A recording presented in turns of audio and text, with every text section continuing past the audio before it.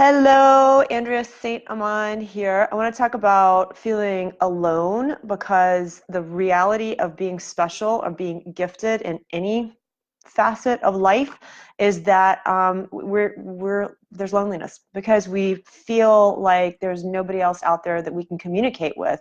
And frankly, that's true. There's very few people that we can share our experiences with, or that we can, hi Amanda, that we can even, like we don't even know how to explain what we're experiencing to ourselves, much less get it out of our mouths and talk to it about it with someone else, which makes us feel really disconnected. It puts a lot of space between us and usually even the people closest to us. So a lot of times I hear my clients say, I can't talk to my husband about this. I know my husband's sensitive too, but I can't talk with him about it. So that creates like this separation and this awful feeling of disconnect. And someone posted below, like, how is it possible like, that I feel so connected to spirit and yet disconnected from mankind at the same time? That's real. That's true.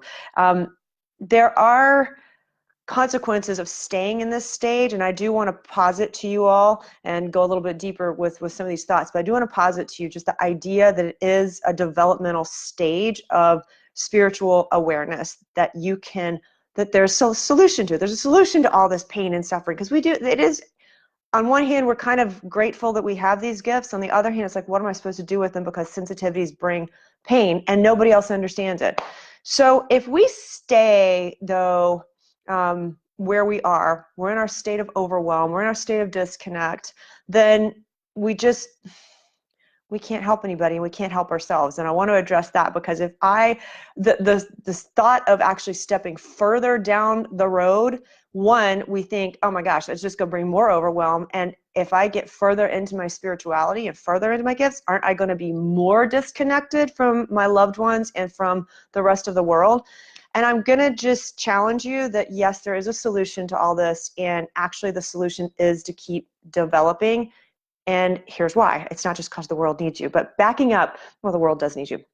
Backing up, if someone had told me when I was in my worst overwhelm, like I was in my upside down on my gifts, big time. There's nothing I wanted more than to step out, and yet I was petrified and all the self-doubt kicks in. It's like, well, maybe I don't really have anything, and why me? And frankly, I can't help anybody. So that's when I was practicing law. I was in such empath overwhelm. I didn't even know empath overwhelm was a real thing. It's a very, very real thing. The thought of me actually helping other people was just more overwhelming. I had no desire to help other people. And that sounds terrible. It sounds really selfish, but that's the reality. And I think a lot of people feel like that. A lot of people, when you're so overwhelmed with yourself, the idea that you can connect with somebody else and that you can make a difference is frankly just adding more overwhelm. Like I just wanted to go run to the bed and hide. And I was like, I'm going to help myself, and whoever else is out there can help themselves.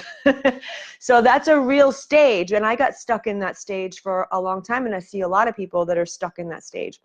So why though, when we get stuck there, the consequences of getting there is that we just end up in this loop. We're chasing our tail, and we're chasing our tail, and we're going round and round. And then overwhelm breeds more overwhelm and breeds more disconnect, right? So it's actually not, you stay more overwhelmed, you stay more disconnected if you stay where you are. If you keep tiptoeing down your path, because it is a path, there is another developmental stage out there that I didn't know about, and a lot of you guys might not know about it either. There is a solution. So a lot of people think spiritual gifts are different than, I used the Lady Gaga example. They think it's different from being Lady Gaga. Well, you think Lady Gaga just woke up with no training one morning and just started singing? No, she had to start singing, and she got music teachers. She still has a vocal coach, y'all. So the solution to her desire to be pulled to music was actually to learn music. And people think spiritual gifts are different for some reason, and they're not. The solution is to actually learn more about your gifts, normalize it, because when you normalize it, you have a way, you have a language, you have skills, you have a way of actually communicating to other people what you're experiencing. If you choose to communicate, you might not choose to communicate to them, but what you're doing is you're actually decreasing your isolation, because one, you're going to find yourself in a tribe of people that are more like you, but you're going to have so much more knowledge and awareness of your everything that's out there and where you kind of fit in, that you can connect with others more. And when you do that, there is a ripple effect. So if you're able to communicate, here's my experiences, and frankly, it's not that weird, and here's why, here's what's going on energetically, then maybe your spouse is like, oh, he doesn't think you're so crazy anymore because you're not acting crazy. You're actually acting with some level of credibility behind you. The other thing I think that kicks in that keeps us stuck is that once we start to tiptoe down the lane, all of a sudden you'll be like, why me?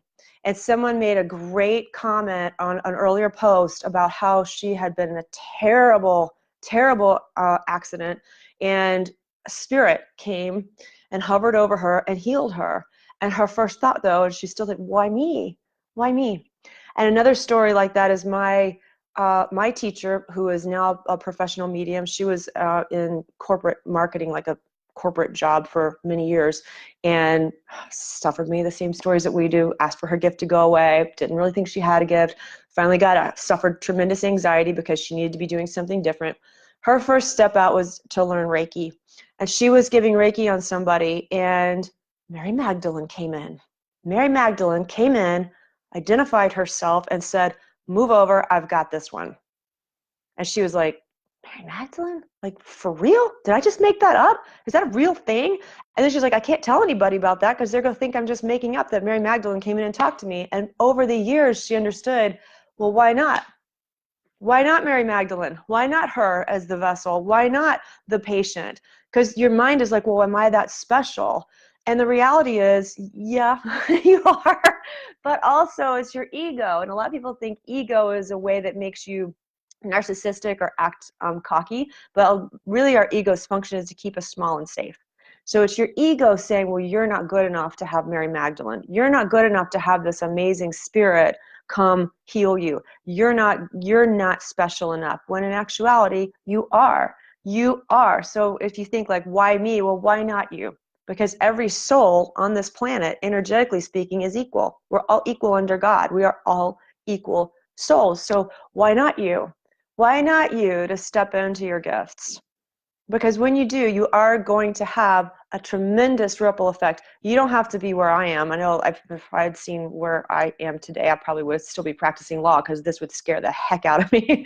You don't have to be a professional. You can be if you want. You don't have to give readings for a living. You don't have to, you can just be a more wise person for everyone around you and create that ripple effect so other people who are also not as far along on their path as you are cannot feel so isolated and disconnected, because I think that's part of our human condition, especially in modern times when we're actually everything's on the internet, and we have the opportunity like a group like this where we can find like-minded folks, but we're also, I think for some people, the internet and all this connection makes us feel less connected. So they're just I know this is kind of a little bit all over the place, but I wanted to just address that feeling of loneliness and isolation, and the what seems antithetical is that the solution to that is to actually go further into the next developmental stage and work on your gifts, get a reading, take my course, work with me one-on-one. That's the solution, and it's going to normalize your experiences and make you feel more connected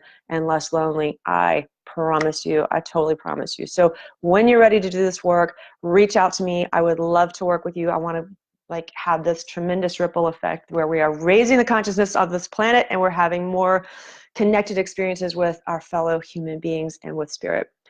All right. Talk soon. Bye.